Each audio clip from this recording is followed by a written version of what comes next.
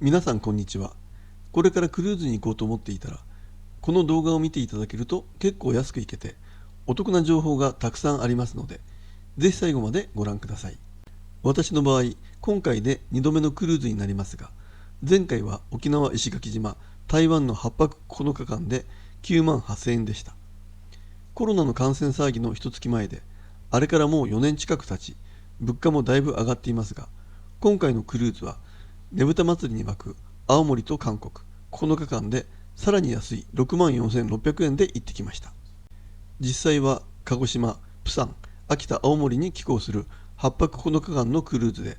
価格は内側選出になりますが、かなり安く行けたと思っています。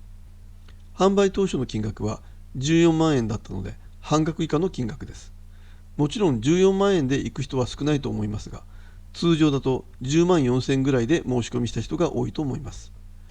ダイヤモンドプリンセスの価格設定は当初のパンフレットから徐々に価格が下げられ、その価格が各旅行会社に通達されます。一般に目にする価格はこれになります。それに対してメルマガ会員はさらに安い価格設定があります。この金額が発表されると、いくつかの旅行会社はさらに安い直前割引などを行います。今回私はベストワンクルーズという会社でフラッシュセールを申し込みして、さらに安い6万4600円で来ることができました。この価格は大手旅行会社では取り扱っていませんが、他にも数社この価格を取り扱っている会社があります。私の場合、この申し込みが60日前で、申し込む時点でキャンセル料は 100% になりますが、もう少し柔軟だったり、もっと早く申し込みをしておいて、価格が下がったらそれに連動しますなんて良心的な旅行会社もあるので、よく探すことをお勧めします。安いには訳があると思いますが、強いて言えば客席が決まるのが乗船15日前ぐらいで、だいたい船首か後方の少し揺れが多いかなと思われる客室です。レストランで同席した人も同じことを言っていました。直前割はどのクルーズでもあり、通常は 30% から 40% ぐらいの割引ですが、今回のねぶたに湧く青森と韓国9日間は半額以下で特別でした。はっきりは分かりませんが、もともとのコースは当初韓国ではなくウラジオストックを回る9日間でしたが、それが変更になった経緯もあり特別に安くなったのかもしれません。しかし今後も直前割は続きます。私が前回行った沖縄石垣島、台湾の8泊9日のコースは内側選出で1人9万8000円の価格でしたが、今同じコースに行けば最安で7万7900円で行けるものがあります。2人で行けば4万円以上安くなります。ただそのようにいつでも時間が取れる人ばかりではないと思いますが、注意して見ているとハイシーズンでもお得なコースはあります。2023年は3月から11月まで33回ものツアーがあり、ゴールデンウィーク中でも北日本と韓国9日間のクルーズは最安で8万7000円になっていました。4月の29日から5月7日ですから、最もハイシーズンです。今回のねぶたも旅行会社のツアーでねぶた祭りに行くと3、4泊で16万から20万円しているので、鹿児島、韓国、秋田、青森を回る8泊9日間のこの価格は安すぎです。この金額を聞くと内容に不安を感じる人も多いと思いますが、基本的には寝る部屋の違い以外、船内の過ごし方などは全く同じです。レストランのテーブルで同席した人は6万円台から20万円台の人がいましたが、食べるものは皆同じで、何でもいくつでも注文することができます。もちろんイベント参加も自由で、シアターの最前列に座ることもできます。ただし、この金額のほか、港湾税や政府関連諸税として1人1万4402円かかるので、実際は7万9002円となりますが、国内の2、3泊のツアーより格安です。4年前とは乗船前の手続きが大きく変わり、事前のアプリの登録はちょっと面倒ですが、プリンセスで詳細な動画を作っていますので、その通りにすれば必ずできます。ただし、この動画は期間限定で、下船後は見ることができなくなってしまっています。ここでリンク先を書いても無駄ですが、乗船の申し込みをすれば見られるようになるので、必ずそちらをご覧ください。ただ、中にはどうしてもできず乗船を諦めた人や、旅行会社に依頼して1人5000円ぐらい支払った人などもいましたが、夫婦で行けば1万円もするのでなんとか頑張ってください。それに直前割に対応している旅行会社ではお金を払っても登録はしてくれません。有料でしてくれる旅行会社は最低でも10万4000円の価格でしょうから、同じ内側選出でも4万4000円、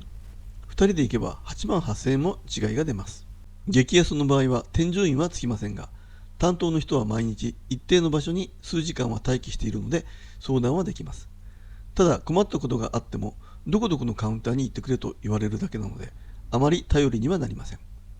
ダイヤモンドプリンセスの場合、乗船回数によりメダリオンの色が変わります。初めてはブルーで、2度目からはゴールドになるのですが、私たちはブルーのままでした。これについても旅行会社は専門のカウンターはそちらなので、そこに行ってくれと言われて、同行して説明などはしてくれません。受付のスタッフは上手な日本語で、私は日本語はわかりませんとはっきり言っていました。本当にわからないのと疑うほど上手ですが、その言葉を繰り返すだけでした。リピーターなのにメダリオンの色が違うので変えてくれって案外通じません。その時目の前を通る日本人を捕まえて何やら話をすると、その人が通訳してくれて、無事ゴールドになりデータの修正もしてもらいました。後で分かったのですが、その人はクラブツーリズムの添乗員さんでした。あの時はろくなお礼も言えませんでしたが、ありがとうございました。他にはドライヤーが壊れていたり、トイレの水が流れなくなったりしましたが、すべて客室担当のクルーがすぐに対応してくれ、不便はありませんでした。乗船手続きはメールで送られてくるガイドに沿って動画を見ながらすれば難しくありませんが、登録の途中で席を立つのは大変なので、事前に用意しておくものをお話しておきます。まずはパスポートです。乗船する人すべての分を用意します。パスポートの有効期限は6ヶ月以上で下船までの期間なので、余裕があるかしっかり確認しておいてください。登録は代表者1人のアプリからすべてできますが、その内容は他の人も確認できるので、アプリはそれぞれの人が必ずインストールします。お互いの位置情報などにも使えて便利です。プリンセスクルーズの予約番号は旅行会社からメールで届いていると思います。6桁の英数字です。これがログインに必要になります。船内で購入した時に支払うクレジットカードも登録するので、それも用意します。家族の場合は1枚のカードで登録可能です。セキュリティ用の写真も撮りますので、それなりの格好をしておいてください。私の場合、途中で髭を剃ったり着替えたりで中断してしまい面倒だったので、先に準備してから登録し始めることをお勧めします。緊急連絡先の入力もありますので、その用意もしてください。事前準備はこれで OK ですので、登録に進んでください。メダリオンクラスというアプリをインストールし、アプリ内のオーシャンレディで乗船手続きを行うことにより、グリーンレーンという優先レーンになり、スムーズな乗船ができるようになります。未登録の場合はブルーレーンのままで、乗船時にその場で必要事項の登録をする必要があるので、大変時間がかかりますとすごく脅されますが、実際はそんな色分けのレーンがあるわけではなく、高額価格の旅行会社の場合は、とにかくパスポートだけ持ってきてくれと言われ、手伝ってもらったが、乗船は比較的スムーズだったという人もいました。ログインするとトップ画面が出ますが、最初はブルーレーンになっています。すべての登録が完了すると、こちらがグリーンレーンに変わります。登録が終わった後に、オーシャンレディを日本語表示に変更しておくと便利です。変更方法は、ログイン画面の下にあるプロフィールをクリックして、ランゲージを選択し、表示されたら画面から日本語を選択します。これで乗船後の避難訓練などの視聴方法やマスターステーションなどが分かりやすくなります。今回は直前に乗船時間の指定が廃止され、正午から出港時刻1時間前までとなりました。その時も開始直前は混雑するので避けるようにと書いてありましたが、前回は言われるままに3時間も時間を潰してから手続きに行ったら、すでに全員乗船済みで鏡割りセレモニーなどに参加することができませんでした。今回は指定時間内であればいつでも乗船できるので、混雑があっても早めに行こうと思っていました。実際11時に着き整理券をもらうとグループ8でしたが、その時すでに乗船手続きは始まっていたようです。1グループ10分間隔くらいで呼ばれ、12時には乗船できていました。乗船時に預ける荷物のバゲージタグは、最低でも乗船3日前までに印刷をしておかないと印刷できなくなると書かれていましたが、申し込みが激安のフラッシュセールなので、客室が決定したのは乗船15日前でした。この客室番号も旅行会社から連絡が来るわけではないので、アプリで日々確認する必要があります。客室番号はアプリ内の下にあるプロフィールをクリックすると、キャビンナンバーという欄がそこにあり、Not available と表示されている位置は決定されていません。客室番号が決まれば、バゲージタグの印刷ができます。これはスーツケースに取り付けますが、港まで手で運ぶ場合は、家からつけていくのは邪魔なので、ターミナルにホチキスが置いてあるので、それを借りるのがいいと思います。今回も大きい荷物は佐川の SG ムービングで送りましたが、こちらは部屋番号が決まらなくても発送できます。詳しいことは前回の準備編に載せていますので、そちらをご覧ください。URL は概要欄に掲載してあります。5月以降はワクチン接種や検査陰性証明書はなくなりましたので、項目があっても不要です。乗船後、最初にすることは船内の Wi-Fi に接続することです。スマホの画面にメダリオンネットが表示されているので、それを選択します。これでメダリオンアプリが船内で使えるようになります。最初は緊急時の集合場所、マスターステーションに行きチェックを受けます。マスターステーションはメダリオンに表示されるので、そこに行きます。私は A でしたが、分からずに他に行ってしまっても、そこで教えてもらえるので安心してください。その後は安全に関する動画を見ます。これはスマホでも室内のテレビからでも視聴可能です。見終わるとメダリオンにチェックがつきます。見終わらないと館内放送で何度も催促が流れます。これが済めばあとはゆっくり過ごせます。ここで部屋の紹介をしたいと思います。船は進行方向に向いて、奇数の部屋番号が右舷で偶数が左舷になります。私の部屋はカリブデッキ10の121号なのでかなり前方です。メダリオンをつけていると結構手前から鍵が開きます。部屋はこんな感じで、前回とベッドの配置が少し違い広く感じます。全室ではないと聞いていましたが、スタンドに USB ポートがありました。コンセントの隙間は相変わらず狭く、2つ同時にさせないので、延長コードの電源タップを持っていきました。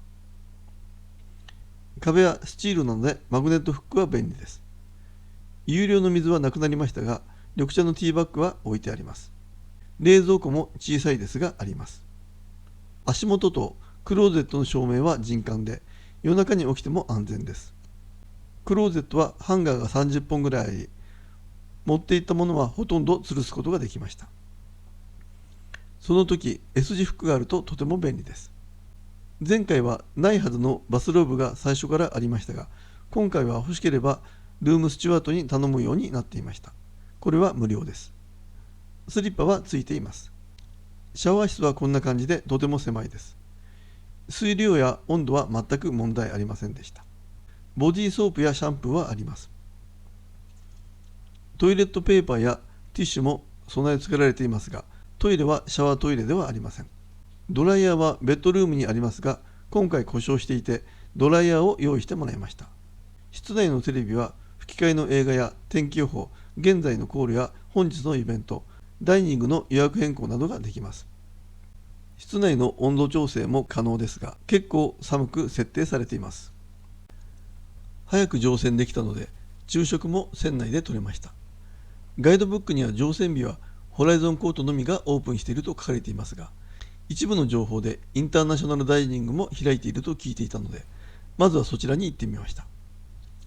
本当に空いていましたが、この情報を知る人は少ないようで、テーブルは結構空いていました。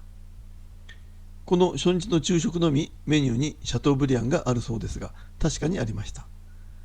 その後も昼食に何度かインターナショナルに行きましたが、シャトーブリアンはその日だけだったようです。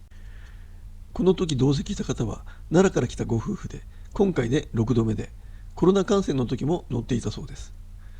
ニュースで見るより船内は落ち着いていたようで、デッキの散歩なども交代でできたようで、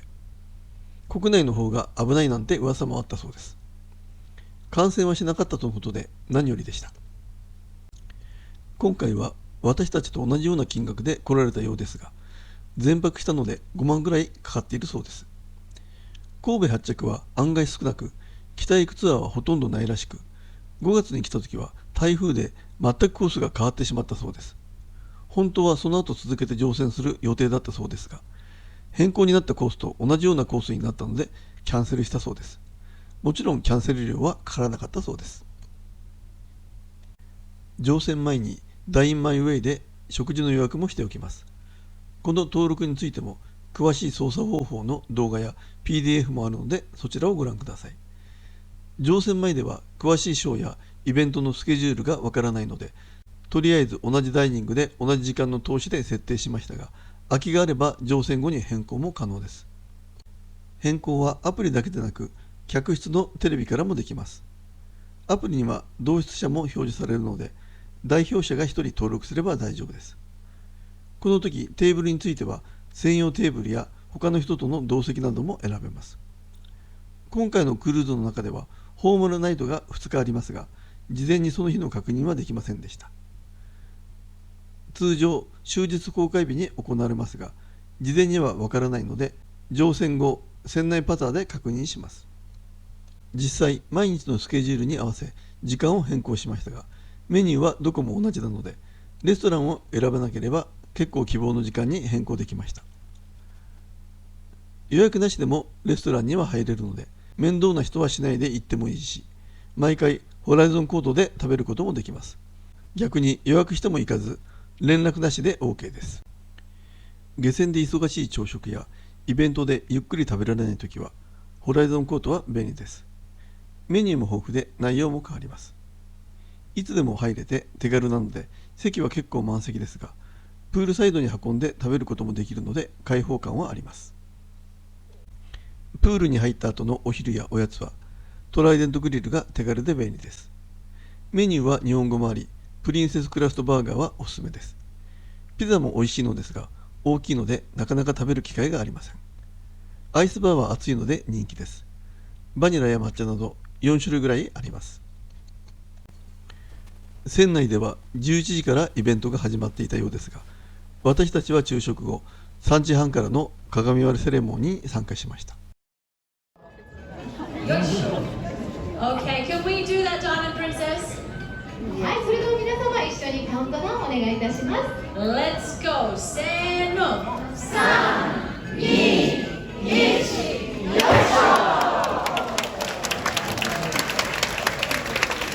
はい、よく開いていただきました。前回は乗船時には終わっていたイベントだったので、念願が叶いましたが、思ったよりはこじんまりした感じでした。お酒ももらい出港を乾杯です。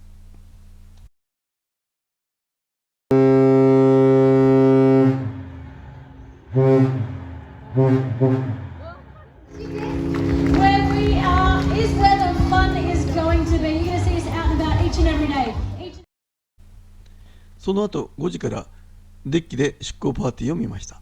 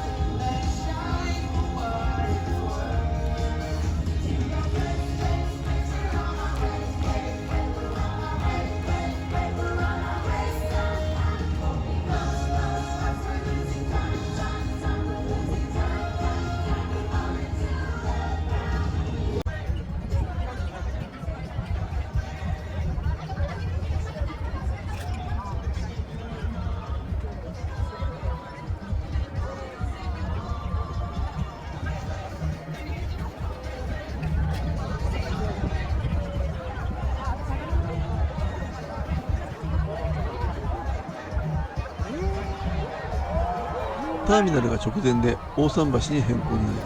り、ベイブリッジの下をくぐるシーンがまた見られました。前回は冬の5時だったので、港の風景もだいぶ違います。大黒ふ頭にはベリシマが停泊していました。夕食は乗船前に全て同じレストランで5時40分に設定していたのですが、出航パーティーと重なるので初日は予約したレストランには行かず、出航パーティーの後にホライゾンコートで食事をしました。